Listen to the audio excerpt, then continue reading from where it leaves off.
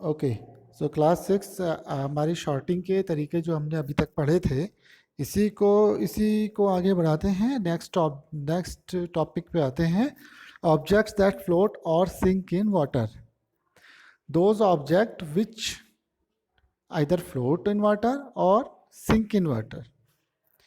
आप लोगों ने देखा होगा, अगर if you put a piece of paper in the water, it will float. But if you put a nail or a heavy object, it will sink.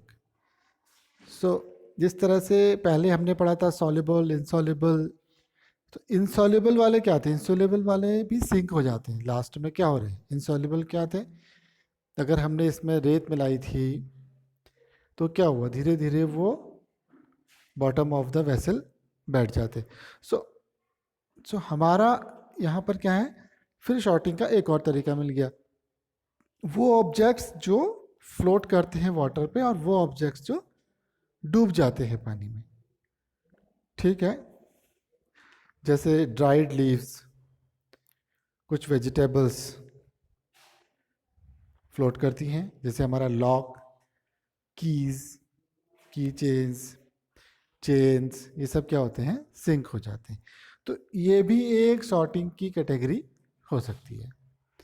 जो हल्के हैं वो तैरेंगे, जो भारी हैं वो डूब जाएंगे।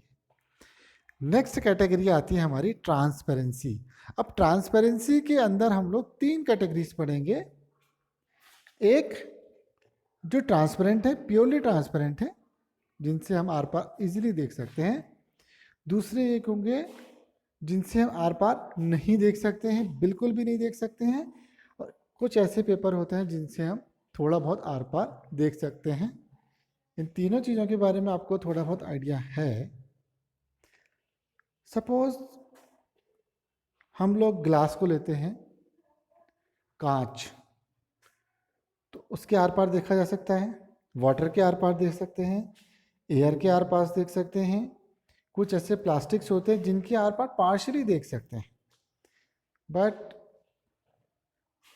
Would, biscuits, sweets and other eatables are non transparent, not transparent containers. On the other hand, there are some materials which you are not able to see through. You cannot tell what is kept in the closed wooden box or cardboard, cartons or a metal container. Wood, cardboards and metals are completely non-transparent. तो non-transparent के लिए जो word use होता है वो है opaque. तो ऐसे materials जिनके आर पार बिल्कुल भी नहीं देखा जाता है, उनको कहते हैं opaque.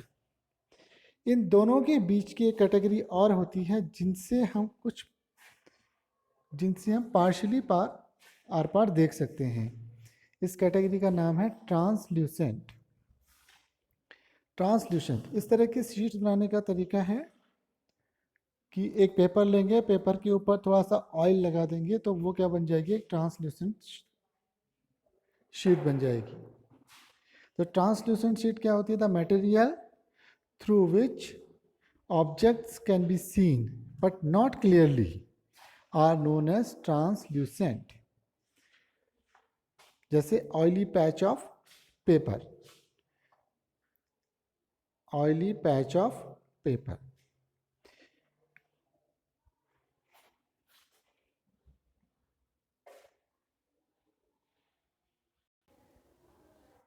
So why do we need? Now the question is, why do we need to group materials? In everyday life, we often group materials for our convenience. At home, we usually store things in such a manner that similar objects are placed together. Such an arrangement helps us to locate them easily. Similarly, a grocery user kept all his biscuits at one corner of the shop and soaps at another corner of the shops. Similarly, pulses and grains are also kept in some another place. So these things helps us in our daily life. How do we arrange our things? हम अपनी चीज़ों को किस तरह से arrange करते हैं, उसके लिए हम लोग उनको डिफरेंट तरीके से रख सकते हैं। सिमिलर चीज़ों को एक तरफ, तो ये भी एक सॉर्टिंग का तरीका है।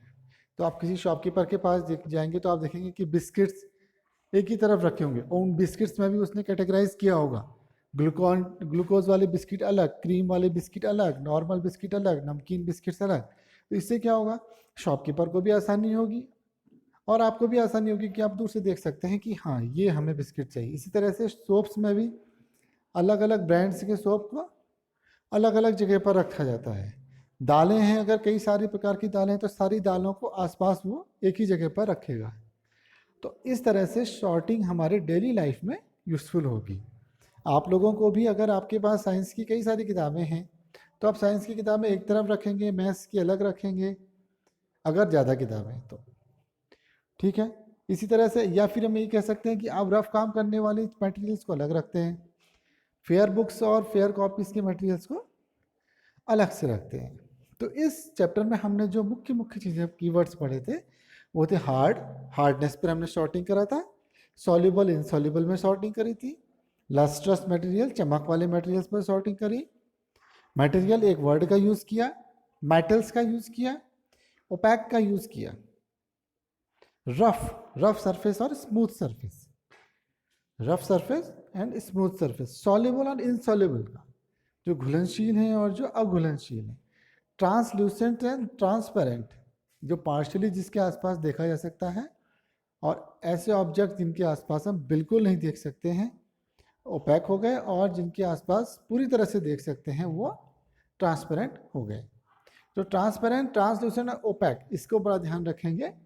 ओपैक क्या करना है, अगर इसका भी आपको कोई एक्सपेरिमेंट चाहिए तो आप एक टॉर्च लीजिए, टॉर्च को जिस ऑब्जेक्ट के पीछे रखेंगे, अगर उसकी पूरी ब्लैक शेडो बनती है तो वो ओपैक हो गया। अगर हम देखते हैं कि उस ऑब्जेक्ट से हल्की हल्की हमको रोशनी दिख रही है तो वो ट्रांसल्यूसेंट हो गया, और अगर हमको ब्राइट टॉर्च पीछे से दिखाई दे रहा है तो हम समझ जाएंगे कि ये क्या है, एक ट्रांसपेरेंट ऑब्जेक्ट है। इसकी एक्सरसाइज हम लोग कल को भेजेंगे, उसको आप अपनी कॉपी में करेंगे। इसके अलावा कुछ एक्स्ट्रा क्वेश्चंस अब आपको कुछ चैप्टरों के बाद दिए जाएंगे।